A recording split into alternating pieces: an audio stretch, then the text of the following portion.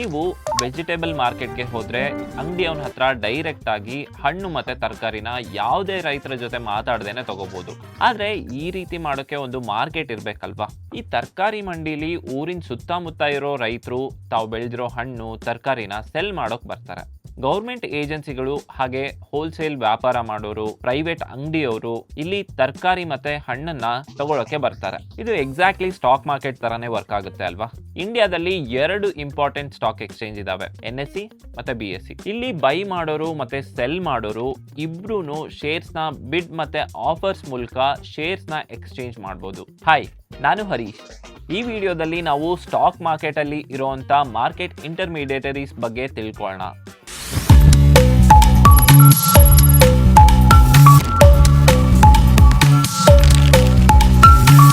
ಇದು ಹೇಗೆ ವರ್ಕ್ ಆಗುತ್ತೆ ಅಂತ ತಿಳ್ಕೊಳ್ಳೋ ಮೊದಲು ನಾನು ಬ್ರೋಕರ್ ಟರ್ಮಿನಲ್ ಅಲ್ಲಿ ಆರ್ಡರ್ ಪ್ಲೇಸ್ ಮಾಡ್ತೀನಿ. ಸೊ ಆ ಆರ್ಡರ್ ಜರ್ನಿನ ಅರ್ಥ ಮಾಡ್ಕೊಳ್ಳೋಣ. ನನ್ನ ಬ್ರೋಕರ್ ಟರ್ಮಿನಲ್ ಅಲ್ಲಿ ರಿಲಯನ್ಸ್ ನ ಆಡ್ ಮಾಡ್ತಾ ಇದ್ದೀನಿ. ನೀವು ಇಲ್ಲಿ ಮಾರ್ಕೆಟ್ ವಾಚ್ ನ ನೋಡ್ಬೋದು. ನಾನು ಟರ್ಮಿನಲ್ ಆಗಿ ಝೀರೋದ ಕೈಟ್ ನ ಯೂಸ್ ಮಾಡ್ತಾ ಇದ್ದೀನಿ. ಇಲ್ಲಿ ಕಾಣಿಸ್ತಿದೆ ಅಲ್ಲ, ಇದು ರಿಲಯನ್ಸ್ ನ last traded price. Market depth ಮೇಲೆ ಕ್ಲಿಕ್ ಮಾಡಿ ನಾವು ಎಲ್ಲ ಬಿಡ್ಸ್ ಮತ್ತೆ ಆಫರ್ಸ್ ನ ನೋಡ್ಬೋದು. ಬಿಡ್ಸ್ ಅಂದ್ರೆ ಬೇರೆ ಬೇರೆ ಪ್ರೈಸ್ ಅಲ್ಲಿ ಬೈ ಮಾಡೋಕೆ ಪ್ಲೇಸ್ ಮಾಡಿರುವಂತ ಆರ್ಡರ್. ಸಾಮಾನ್ಯವಾಗಿ ಇದು LTP ಗಿಂತ ಯಾವಾಗ್ಲೂ ಕಡಿಮೆನೆ ಇರುತ್ತೆ. ಇನ್ನೊಂದ್ ಕಡೆ ನೀವು ಆಫರ್ಸ್ ನ ನೋಡ್ಬೋದು.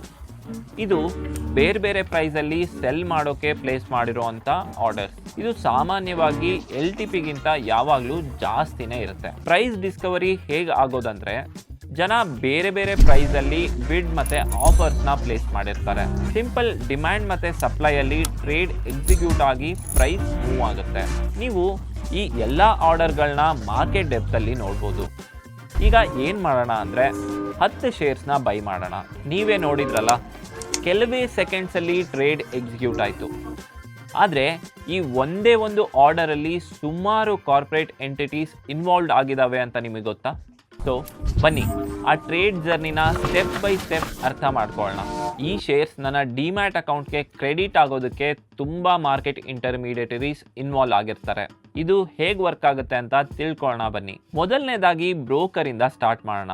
ನಾವು ಝೀರೋದ ಕೈ ಟರ್ಮಿನಲ್ ಯೂಸ್ ಮಾಡಿ ರಿಲಯನ್ಸ್ ಆರ್ಡರ್ನ ಪ್ಲೇಸ್ ಮಾಡಿದ್ವಿ. ಇಲ್ಲಿ ನನ್ನ ಬ್ರೋಕರ್ ಝೀರೋದ. ಬ್ರೋಕರ್ ಅಂದ್ರೆ ಒಂದು ಕಾರ್ಪೊರೇಟ್ ಎಂಟಿಟಿ. ಸ್ಟಾಕ್ ಎಕ್ಸ್ಚೇಂಜ್ ಅಲ್ಲಿ ಟ್ರೇಡಿಂಗ್ ಮೆಂಬರ್ ಆಗಿ ರಿಜಿಸ್ಟರ್ ಆಗಿರುತ್ತೆ. ಹಾಗೇನೆ ಸ್ಟಾಕ್ ಬ್ರೋಕಿಂಗ್ ಲೈಸೆನ್ಸ್ ನ ಹೊಂದಿರುತ್ತೆ. ಇಲ್ಲೇನೆ ನೀವು ಬೈ ಮತ್ತೆ ಸೆಲ್ ಆರ್ಡರ್ಸ್ ನ ಪ್ಲೇಸ್ ಮಾಡೋದು. ಸ್ಟಾಕ್ ಬ್ರೋಕರ್ ಯಾವಾಗ್ಲೂ ಮಾರ್ಕೆಟ್ ರೆಗ್ಯುಲೇಟರ್ ಆಗಿರುವಂತ ಸೆಬಿ ಪ್ರಿಸ್ಕ್ರೈಬ್ ಮಾಡಿರೋ ಗೈಡ್ಲೈನ್ಸ್ ಪ್ರಕಾರನೇ ಆಪರೇಟ್ ಆಗೋದು. ಬ್ರೋಕರ್ ಹತ್ರ ನೀವು ಟ್ರೇಡಿಂಗ್ ಅಕೌಂಟ್ ಓಪನ್ ಮಾಡಿ ಅದರಿಂದ ನೀವು ಶೇರ್ಸ್ ನ ಬೈ ಮತ್ತೆ ಸೆಲ್ ಮಾಡ್ಬೋದು. ಆರ್ಡರ್ಸ್ ನ ವೆಬ್ ಅಥವಾ ಮೊಬೈಲ್ ಅಪ್ಲಿಕೇಶನ್ ಯೂಸ್ ಮಾಡಿ ಪ್ಲೇಸ್ ಮಾಡ್ಬೋದು. ನಾನು ರಿಲಯನ್ಸ್ ಆರ್ಡರ್ ಪ್ಲೇಸ್ ಮಾಡೋದಕ್ಕೆ ಝೀರೋದಾದ ಕೈಟ್ ವೆಬ್ ಪ್ಲಾಟ್ಫಾರ್ಮ್ ನ ಯೂಸ್ ಮಾಡಿದೆ. ಸ್ಟಾಕ್ ಬ್ರೋಕರ್ ಕೊಡುವಂಥ ಕೆಲವೊಂದಿಷ್ಟು ಕಾಮನ್ ಸರ್ವಿಸಸ್ ಯಾವುದು ಅಂದರೆ, ನಿಮಗೆ ಮಾರ್ಕೆಟ್ಸ್ಗೆ ಆಕ್ಸೆಸ್ ಕೊಟ್ಟು ಟ್ರಾನ್ಸಾಕ್ಷನ್ ಮಾಡೋದಕ್ಕೆ ಬಿಡ್ತಾರೆ. ಟ್ರೇಡಿಂಗ್ ಮಾಡೋದಕ್ಕೆ ಮಾರ್ಜಿನ್ ಕೊಡೋದು, ನೀವು ಕಾಲ್ ಆ್ಯಂಡ್ ಟ್ರೇಡ್ ಮಾಡಬೇಕು ಅಂದರೆ ಅದಕ್ಕೆ ಬೇಕಾಗಿರುವಂಥ ಸಪೋರ್ಟ್ ಕೊಡೋದು, ನೀವು ಮಾಡಿರೋ ಟ್ರಾನ್ಸಾಕ್ಷನ್ಗೆ ಕಾಂಟ್ರಾಕ್ಟ್ ನೋಟ್ ಇಶ್ಯೂ ಮಾಡೋದು, ನಿಮ್ಮ ಟ್ರೇಡಿಂಗ್ ಮತ್ತು ಬ್ಯಾಂಕ್ ಮಧ್ಯೆ ಫಂಡ್ ಟ್ರಾನ್ಸ್ಫರ್ ಮಾಡೋಕ್ಕೆ ಫೆಸಿಲಿಟಿ ಕೊಡೋದು, ನಿಮಗೆ ಬ್ಯಾಕ್ ಆಫೀಸ್ ಲಾಗಿನ್ ಫೆಸಿಲಿಟಿ ಕೊಡೋದು, ಅದರಲ್ಲಿ ನೀವು ನಿಮ್ಮ ಅಕೌಂಟ್ ಸಮ್ಮರಿನ ಕೂಡ ನೋಡ್ಬೋದು. ಬ್ರೋಕರ್ ತಾವು ಕೊಡೋ ಸರ್ವಿಸಸ್ಗೆ ಬ್ರೋಕಿಂಗ್ ಫೀನ ಚಾರ್ಜ್ ಮಾಡ್ತಾರೆ. ಅದನ್ನು ಬ್ರೋಕರೇಜ್ ಅಂತ ಕರೀತಾರೆ.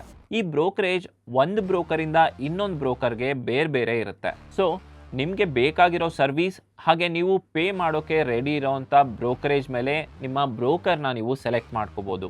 ಬ್ರೋಕರ್ ಆರ್ಡರ್ನ ಎಕ್ಸ್ಚೇಂಜ್ಗೆ ಕಳಿಸುತ್ತೆ. ನಿಮಗೆ ಆಲ್ರೆಡಿ ಗೊತ್ತಿರೋ ಹಾಗೆ ಇಂಡಿಯಾದಲ್ಲಿ 2 ಮೇಜರ್ ಸ್ಟಾಕ್ ಎಕ್ಸ್ಚೇಂಜ್ ಇದೆ. ಒಂದು NSE, ಇನ್ನೊಂದು BSE. ಎಕ್ಸ್ಚೇಂಜ್ ಅಂದರೆ ಬೈ ಮತ್ತು ಸೆಲ್ ಆರ್ಡರ್ಸ್ ಪ್ಲೇಸ್ ಆಗಿ ಮ್ಯಾಚ್ ಆಗೋವಂಥ ಜಾಗ. ಅದಕ್ಕೆ ಇದನ್ನು ಸ್ಟಾಕ್ ಎಕ್ಸ್ಚೇಂಜ್ ಅಂತ ಕರೆಯೋದು. ಎಕ್ಸ್ಚೇಂಜಲ್ಲಿ ಬಿಡ್ಸ್ ಬರ್ತಾ ಇರುತ್ತೆ, ಹಾಗೆ ಆಫರ್ಸ್ ಕೂಡ ಬರುತ್ತೆ. ನೀವು ಇದನ್ನು ಆಗಲೇ ಮಾರ್ಕೆಟ್ ಡೆಪ್ತಲ್ಲಿ ಕೂಡ ನೋಡಿದ್ರಿ. ನಾವು ರಿಲಯನ್ಸ್ ಬೈ ಆರ್ಡರ್ ಪ್ಲೇಸ್ ಮಾಡಿದಾಗ ಕರೆಸ್ಪಾಂಡಿಂಗ್ ಆಫರ್ ಮ್ಯಾಚ್ ಆಗಿ ಟ್ರೇಡ್ ಎಕ್ಸಿಕ್ಯೂಟ್ ಆಯಿತು. ಹಾಗಾಗಿ ನಾವು ರಿಲಯನ್ಸ್ ಶೇರ್ಸ್ನ ಪರ್ಚೇಸ್ ಮಾಡೋಕ್ಕೆ ಸಾಧ್ಯ ಆಯಿತು.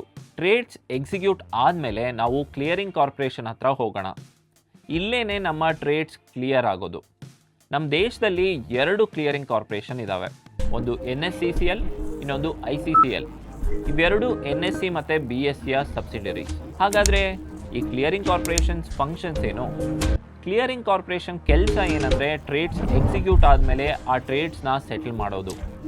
ಅಂದರೆ ಯಾವ ಅಕೌಂಟಿಂದ ದುಡ್ಡು ಡೆಬಿಟ್ ಆಗಬೇಕೋ ಅದರಿಂದ ಡೆಬಿಟ್ ಆಗೋಗಿ ಮಾಡೋದು, ಹಾಗೆ ಯಾರು ಶೇರ್ಸ್ ಪರ್ಚೇಸ್ ಮಾಡಿರ್ತಾರೆ ಅವರ ಅಕೌಂಟ್ಗೆ ಶೇರ್ಸ್ನ ಕ್ರೆಡಿಟ್ ಆಗೋ ಹಾಗೆ ನೋಡ್ಕೊಳ್ಳೋದು.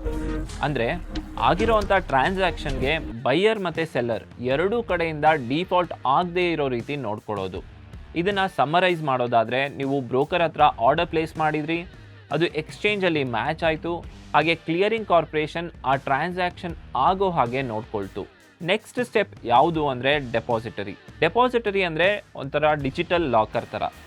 ಇದರಲ್ಲಿ ನಿಮ್ಮ ಎಲ್ಲ ಶೇರ್ಸ್ ಡಿಜಿಟಲಿ ಸ್ಟೋರ್ ಆಗಿರುತ್ತೆ. ಬ್ರೋಕರ್ ಹಾಗೆ ಡೆಪಾಸಿಟರಿ ಡೀಪ್ಲಿ ಇಂಟರ್ ಕನೆಕ್ಟೆಡ್ ಇರುತ್ತೆ. ನಾನು ಬೈ ಮಾಡಿದಂಥ ರಿಲಯನ್ಸ್ ಶೇರ್ಸ್ ನನ್ನ ಅಕೌಂಟ್ಗೆ ಕ್ರೆಡಿಟ್ ಆದ ತಕ್ಷಣ ಬ್ರೋಕರ್ ಟರ್ಮಿನಲಲ್ಲಿ ಕಾಣಿಸುತ್ತೆ. ಇಂಡಿಯಾದಲ್ಲಿ 2 ಡೆಪಾಸಿಟರಿ ಇದೆ. ಒಂದು CDSL, ಇದನ್ನು ಬಾಂಬೆ ಸ್ಟಾಕ್ ಎಕ್ಸ್ಚೇಂಜ್ ಓನ್ ಮಾಡುತ್ತೆ. ಇನ್ನೊಂದು NSDL, ಇದನ್ನು ನ್ಯಾಷನಲ್ ಸ್ಟಾಕ್ ಎಕ್ಸ್ಚೇಂಜ್ ಓನ್ ಮಾಡುತ್ತೆ. ನಿಮ್ಗೆ ಅನಿಸ್ತಿರ್ಬೋದು ಈ ಬ್ರೋಕರ್ ಮತ್ತು ಡೆಪಾಸಿಟರಿ ಹೇಗೆ ಒಂದಕ್ಕೊಂದು ಇಂಟರ್ ಕನೆಕ್ಟೆಡ್ ಇರುತ್ತೆ ಅಂತ. ಇವೆರಡು ಡೆಪಾಸಿಟರಿ ಪಾರ್ಟಿಸಿಪೆಂಟ್ ಅನ್ನೋ ಮೆಕ್ಯಾನಿಸಮ್ ಮೂಲಕ ಕನೆಕ್ಟೆಡ್ ಇರ್ತವೆ. ಇದ್ರ ಬಗ್ಗೆ ಇನ್ನೂ ಜಾಸ್ತಿ ತಿಳ್ಕೋಬೇಕು ಅಂದರೆ ವಾರ್ಸಿಟಿಯ ಈ ಚಾಪ್ಟರ್ನ ಚೆಕ್ ಮಾಡಿ. ನಾವು ಮಾಡಿದಂಥ ರಿಲಯನ್ಸ್ ಟ್ರಾನ್ಸಾಕ್ಷನ್ನ ಕೊನೆಯ ಸ್ಟೆಪ್ ಆಗಿತ್ತು ಡೆಪಾಸಿಟರಿ. ಇಲ್ಲೇನೆ ನನ್ನ ಶೇರ್ಸ್ ಕ್ರೆಡಿಟ್ ಆಗಿ ರಿಫ್ಲೆಕ್ಟ್ ಆಗೋದು. ಅದನ್ನು ನಾನು ನನ್ನ ಬ್ರೋಕಿಂಗ್ ಅಕೌಂಟಿಂದ ನೋಡ್ಕೋಬೋದು. ಈ ಜರ್ನಿನ ಬಿಟ್ಟು ನಾನು ಈ ಎಕೋಸಿಸ್ಟಮಲ್ಲಿ ಇರೋವಂಥ ಇನ್ನೂ 2 ಪಾರ್ಟಿಸಿಪೆಂಟ್ಸ್ ಬಗ್ಗೆ ಮಾತಾಡಲೇಬೇಕು. ಅದರಲ್ಲಿ ಮೊದಲನೇದು ಬ್ಯಾಂಕಿಂದ ತುಂಬಾ ಯೂಸಸ್ ಇದ್ದಾವೆ. ಅದರಲ್ಲಿ ಒಂದು ಯಾವುದು ಅಂದರೆ ಫಂಡ್ಸ್ ಪೇ ಇನ್ ಮತ್ತು ಪೇ ಔಟ್. ನೀವು ಬ್ರೋಕಿಂಗ್ ಅಕೌಂಟ್ ಓಪನ್ ಮಾಡಿದಾಗ ನೀವು ಫಂಡ್ ಡೆಪಾಸಿಟ್ ಮಾಡಬೇಕಂದ್ರೆ ಅದನ್ನು ಬ್ಯಾಂಕ್ ಅಕೌಂಟಿಂದಾನೇ ಮಾಡಬೇಕು. ಹಾಗೆ ಬ್ರೋಕರಿಂದ ಫಂಡ್ಸ್ ವಿಡ್ರಾ ಮಾಡಬೇಕಂದ್ರೂ ಕೂಡ ಅದಕ್ಕೂ ಕೂಡ ಬ್ಯಾಂಕ್ ಅಕೌಂಟ್ ಬೇಕು. ಇದರ ಜೊತೆಗೆ ನಿಮಗೆ ಸಿಗುವಂಥ ಡಿವಿಡೆಂಡ್ ಅದು ಕೂಡ ನಿಮ್ಮ ಬ್ಯಾಂಕ್ ಅಕೌಂಟ್ಗೆ ಬರುತ್ತೆ.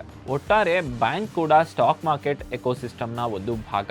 ಕೊನೆಯದಾಗಿ ನಾವು ನೋಡೋಣ ಸೆಬಿ ಬಗ್ಗೆ. ಪೂರ್ತಿ ಸ್ಟಾಕ್ ಮಾರ್ಕೆಟ್ನ ರೆಗ್ಯುಲೇಟರ್ ಯಾರು ಅಂದರೆ ಅದು ಸೆಬಿ. ನೀವು ನೋಡ್ತಿರೋ ಎಲ್ಲ ಪಾರ್ಟಿಸಿಪೆಂಟ್ಸ್ ಅಂದರೆ ಬ್ರೋಕರ್, ಎಕ್ಸ್ಚೇಂಜ್, ಕ್ಲಿಯರಿಂಗ್ ಕಾರ್ಪೊರೇಷನ್ ಹಾಗೆ ಡೆಪಾಸಿಟರೀಸ್ ಎಲ್ಲವುಗಳನ್ನ ಕೂಡ ರೆಗ್ಯುಲೇಟ್ ಮಾಡೋದು ಸೆಬಿ. ಎಲ್ಲ ರೂಲ್ಸ್ ಮತ್ತು ರೆಗ್ಯುಲೇಷನ್ಗಳನ್ನ ಡ್ರಾಫ್ಟ್ ಮಾಡೋದು ಕೂಡ ಸೆಬಿನೇ. ನೀವು ಇಲ್ಲಿ ಕೊಟ್ಟಿರೋ ಲಿಂಕಲ್ಲಿ ಸೆಬಿ ಕೊಟ್ಟಿರೋ ಮಾರ್ಕೆಟ್ ಗೈಡ್ಲೈನ್ಸ್ನ ಕೂಡ ನೋಡ್ಬೋದು. ಇದರಲ್ಲಿ ಬ್ಯಾಂಕ್ಸ್ ಮಾತ್ರ RBI ಇಂದ ರೆಗ್ಯುಲೇಟ್ ಆಗಿರುತ್ತೆ, ಸೆಬಿಯಿಂದ ಅಲ್ಲ. ಈ ರೂಲ್ಸ್ ಇರೋದು ಇನ್ವೆಸ್ಟರ್ಸ್ ಮತ್ತು ಟ್ರೇಡರ್ಸ್ನ ಸೇಫ್ ಗಾರ್ಡ್ ಮಾಡೋದಕ್ಕೆ. ಸ್ಟಾಕ್ ಮಾರ್ಕೆಟ್ ಪಾರ್ಟಿಸಿಪೆಂಟ್ಸ್ ಯಾರು ಅಂದರೆ ಟ್ರೇಡರ್ಸ್, ರಿಟೇಲ್ ಇನ್ವೆಸ್ಟರ್ಸ್ ಅಂದರೆ ನಾವು ನೀವು, ಡೊಮೆಸ್ಟಿಕ್ ಇನ್ಸ್ಟಿಟ್ಯೂಷನ್ಸ್ ಅಂದರೆ ಮ್ಯೂಚುವಲ್ ಫಂಡ್ಸ್, ಹಾಗೆ ಕೆಲವೊಂದಿಷ್ಟು ಫಾರಿನ್ ಎಂಟಿಟೀಸ್ ಕೂಡ ಇದ್ದಾವೆ. ಅಂದರೆ foreign investing institutions, foreign banks, hedge funds, ಇವರು ಕೂಡ ಕ್ಯಾಪಿಟಲ್ ಮಾರ್ಕೆಟ್ನ ಪಾರ್ಟಿಸಿಪೆಂಟ್ಸ್ ಆಗಿರ್ತಾರೆ. ಯಾಕಂದರೆ ಇವರು ಟ್ರೇಡ್ಸ್ ಮತ್ತು ಇನ್ವೆಸ್ಟ್ಮೆಂಟ್ನ ಮಾಡ್ತಾರೆ. ಈ ವಿಡಿಯೋದ ಕೀ ಟೇಕ್ ಅವೇಸ್ ಇಲ್ಲಿದೆ.